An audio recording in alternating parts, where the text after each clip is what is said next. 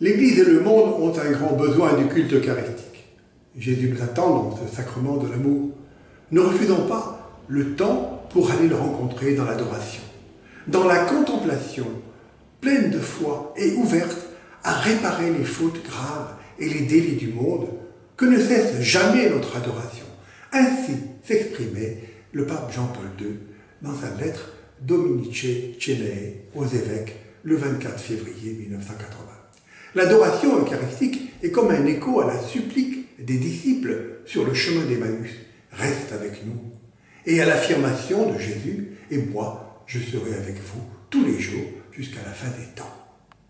Impossible de séparer de la messe. L'adoration eucharistique s'inscrit dans la longue histoire de la piété. De la messe, nous passons à l'adoration. Source et sommet de la vie chrétienne, comme l'a réaffirmé le Concile Vatican II, l'Eucharistie, mémorial de la mort et de la résurrection du Seigneur, actualise l'offrande d'amour de Jésus sur la croix, donnant sa vie pour le salut du monde. C'est à la messe que commence l'adoration en esprit et en vérité, selon le mot de l'évangéliste Jean. L'heure vient, et c'est maintenant, où les vrais adorateurs adoreront le Père en esprit et en vérité. Pour adorer le Père en esprit et en vérité, nous avons besoin de l'intercession de Jésus, qui est le chemin, la vérité et la vie, comme nous le rappelle Saint Jean. Très tôt, l'Église a eu le souci de conserver une partie du pain consacré lors de la messe pour les malades, les voyageurs, les mourants. Cachée dans la sainte réserve, l'hostie était pieusement conservée à l'abri des regards. Les fidèles avaient l'habitude de s'agenouiller devant le tabernacle en signe de respect et d'adoration.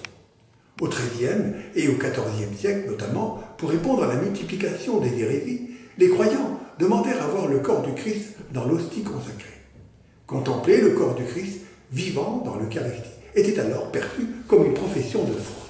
Au XIIIe siècle, le désir des croyants de contempler dans l'hostie consacrée la présence du Dieu vivant trouvera son accomplissement dans l'instauration de la fête Dieu. L'Eucharistie nous est donnée par Jésus à la veille de son arrestation et de sa mort. En rompant le pain et en distribuant la coupe de vin, Jésus donne son sens ultime au repas de Pâques, de la Pâque juive. Il n'y a pas de plus grand amour que de donner sa vie pour ceux qu'on aime.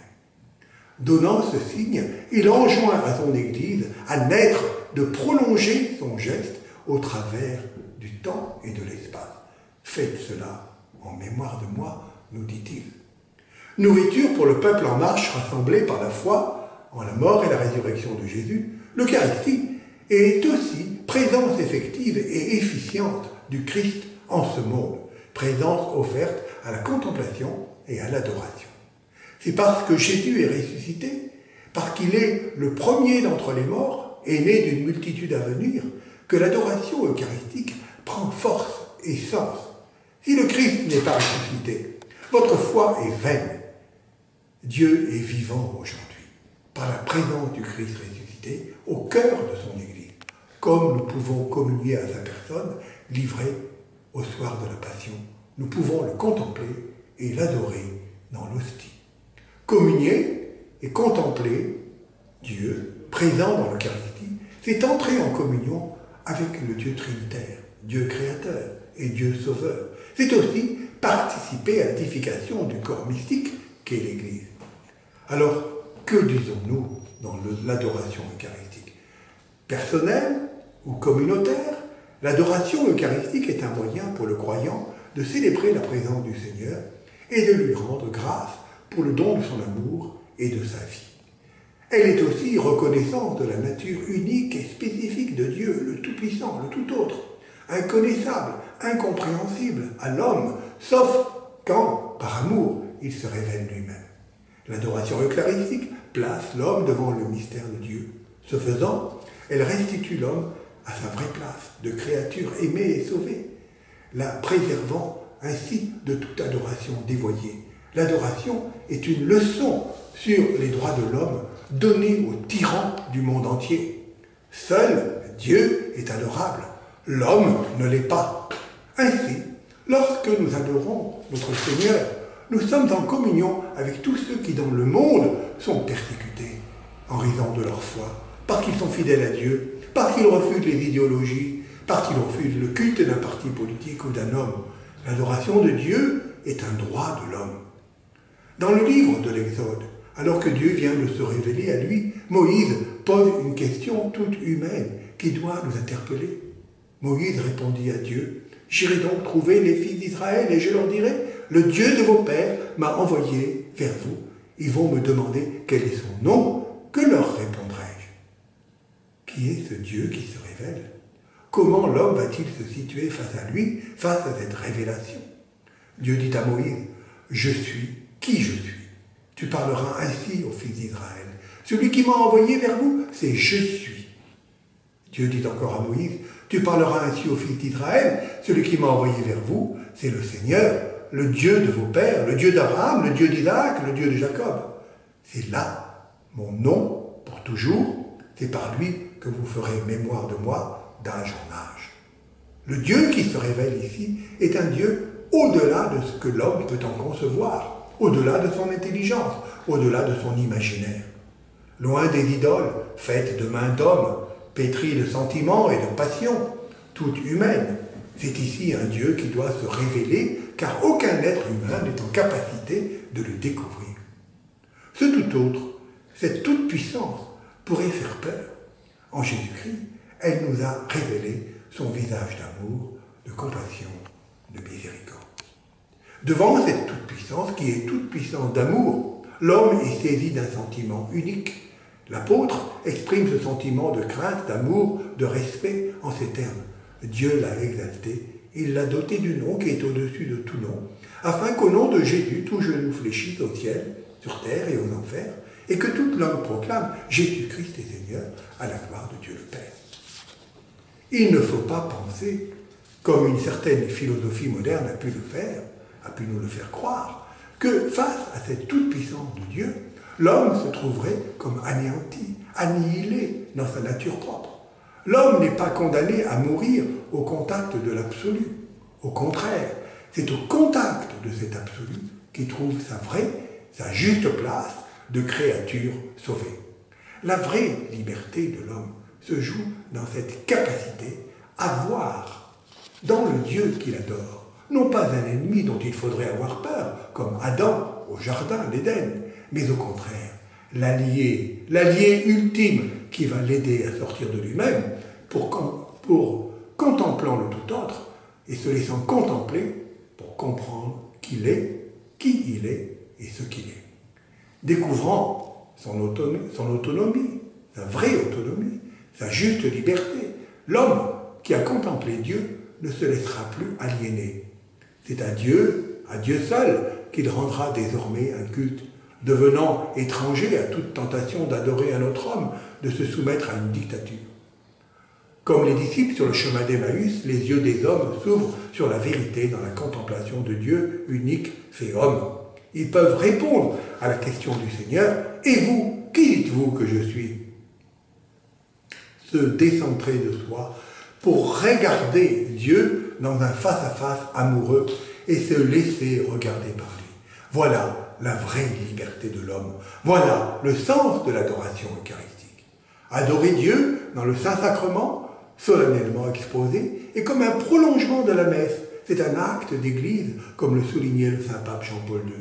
Le culte rendu à l'Eucharistie, en dehors de la messe, est d'une valeur inestimable dans la vie de l'Église. Ce culte est étroitement uni à la célébration du sacrifice eucharistique. C'est ce que nous dit le pape Jean-Paul II dans l'encyclique Ecclesia de Eucharistia. Pour le pape Paul VI, dans l'encyclique Mysterium Fidei, la visite au Saint-Sacrement est une marque de gratitude. C'est un geste d'amour, c'est un devoir de reconnaissance envers le Christ, notre Seigneur, présent en ce lieu. Chacun comprend que la divine Eucharistie confère au peuple chrétien une dignité incomparable, car non seulement durant l'oblation du sacrifice et quand se fait le sacrement, mais encore après, tant que l'Eucharistie est gardée dans les églises et oratoires, le Christ est vraiment l'Emmanuel, le Dieu avec nous. Honorer le Saint-Sacrement, c'est aussi faire monter vers Dieu le Père, notre action de grâce pour le don du Fils unique, une reconnaissance pour la profondeur et la grandeur du mystère pascal. Notre prière s'étend au-delà de notre famille, de notre communauté, de notre église locale, pour embrasser le monde entier, saisir l'humanité dans son ensemble et au-delà d'elle, toute la création qui gémit dans les douleurs de l'enfantement, comme l'écrit saint Paul dans sa lettre aux Romains. L'adoration eucharistique est comme un moment suspendu qui permet de prendre conscience un peu plus du don de Dieu à son Église et au monde. C'est un temps de contemplation, mais aussi un temps d'émerveillement et de reconnaissance pour l'œuvre de Dieu qui s'accomplit en ce monde. Chers amis, pour conclure, ils sont nombreux, ceux qui ont trouvé force, qui ont trouvé consolation, inspiration dans l'adoration eucharistique. Saint François d'Assise, qui vécut à la fin du XIIe et au début du XIIIe siècle, passait de longues nuits en prière devant le tabernacle. Homme d'action, c'est là qu'il puisait la force et l'inspiration pour reconstruire chapelle et église. Il disait, l'amour n'est pas aimé. Le maître de toutes choses, Dieu, Fils de Dieu, s'humilie à ce point que pour notre salut, sous une modique parcelle de pain, il se cache.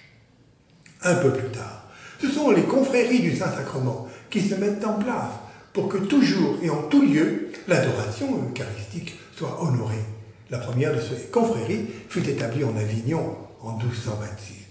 La fête du Très Saint Sacrement, appelée aussi fête du corps du Christ ou fête Dieu, fut instituée en 1264. À partir du XIVe siècle, on voit se multiplier les ostensoirs qui vont permettre l'ostension de l'hostie en dehors de la messe. Les saluts du Saint-Sacrement apparaissent en France au début du XVIIe siècle. Ils sont emblématiques du développement de la piété eucharistique. La fête du Sacré-Cœur de Jésus se développe à partir du XVIIe siècle, ainsi que l'adoration perpétuelle. Pierre Julien Aymar fonda la congrégation des Pères du Saint-Sacrement et les Servantes du Saint-Sacrement en 1864. Au Sacré-Cœur de Paris, depuis 1885, l'adoration perpétuelle, jour et nuit, réunit des centaines de personnes. Le premier congrès eucharistique international fut organisé en 1881.